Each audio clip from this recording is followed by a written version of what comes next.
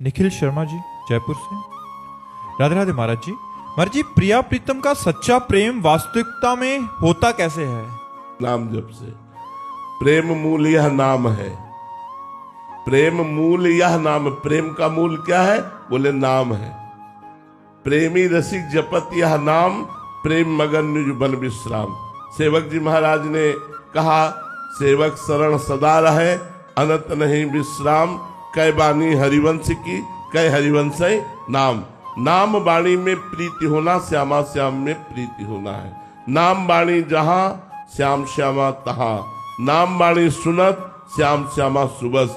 नाम वाणी निकट, श्याम श्यामा प्रगट। यदि नाम में प्रेम हो जाए या वाणी जी में प्रेम हो जाए, लीला गायन में प्रेम हो जाए, तो निश्चित प्रिया प्रीतम का प्रेम प्राप्त हो जाएगा। प्रिया प्रीतम के प्रेम का यही स्वरूप है नाम वाणी। और नाम वाणी में रति ऐसे नहीं होगी जब तक रसिकों का संग नहीं होगा। रेमन रसिकन संग बिन रंचन उपजय प्रेम। नाम वाणी में प्रेम तभी होगा जब रसिक महापुरुषों का संग होगा। इसलिए रसिक महापुरुषों का संग प्रभु से मनाओ कि हमें प्रेमी जनों का संग मिले और उनके संग से नाम वाणी में प्रीति हो, और नाम वाणी से ही प्रिया प्रीतम का पूरा अनुराग रस, वृंदावन, सहचरी भाव, यमुना जी, विविध प्रकार की लीला विलास, ये सब हृदय में जागृत हो जाता है नाम वाणी के द्वारा। महाराज जी, कोई आत्मा की अवस्था होती है या हमारा भाव, हम भाव से वहां पहुंच जाते हैं? प्रेम का ये स्वरूप समझना चाहते हैं।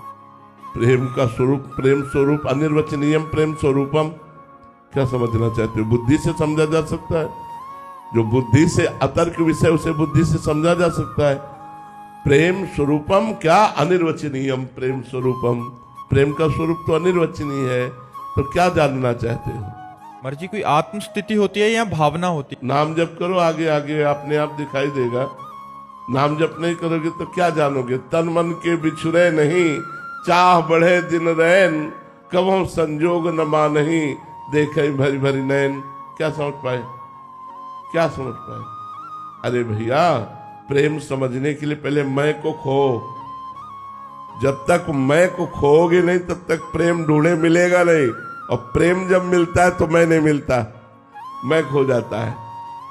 जब मैं था तब हरि नहीं, अब हरि है मैं नहीं। अभी तो मैं में विचरण कर रहे, तो बुद्धि से समझोगे क्या प्रेम?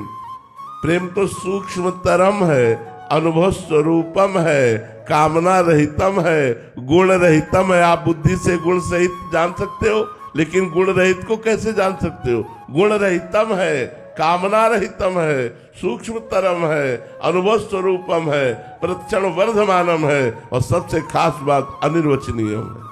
अनिर्वचनीय है। इसलिए नाम वाणी में लगो, खूब नाम जप करो, आगे से आगे स्थिति आती जाएगी। स्वरूप बनता है, स्वरूप बनता है। प्रेम से जब हम उपासना करते हैं तो हमारा स्वरूप प्रेम में हो जाता है। जैसे हम सखा भाव की उपासना करें तो हर समय ठसक रहेगी श्री कृष्ण हमारे दोस्त। गोपी भाव की उपासना करें तो मैं गोपी, सहचरी भाव की उपासना करें तो मैं सहचरी रूप हो गया। जो मैं है वो उस भाव देह को प्राप्त हो गया, और उसी से भगवान की दिव्य सेवा में जाया जाता है। ये सब बड़ा आगे की बातें। पहले खूब भजन करो, काम क्रोध को मिटाओ।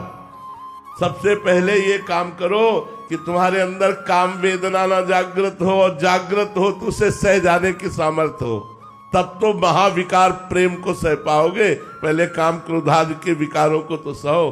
पहले ककहरा सीखो, फिर पीएचडी की बात समझ में आएगी। अभी तो ककहरा ही नहीं आता ना।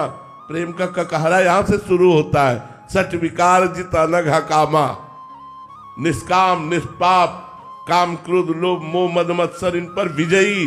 तो यहाँ से शुरू होती पढ़ाई प्रेम की। वासुदेवा स्वयं का अनुभव हो गया, यहाँ से शुरू होता है प्रेम मार्ग। तो अभी तो चलो, अभी तो परमार्थ में कदम नहीं रखा है। खूब अच्छे से भजन करो, डट के, और विकारों पर विजय प्राप्त करो।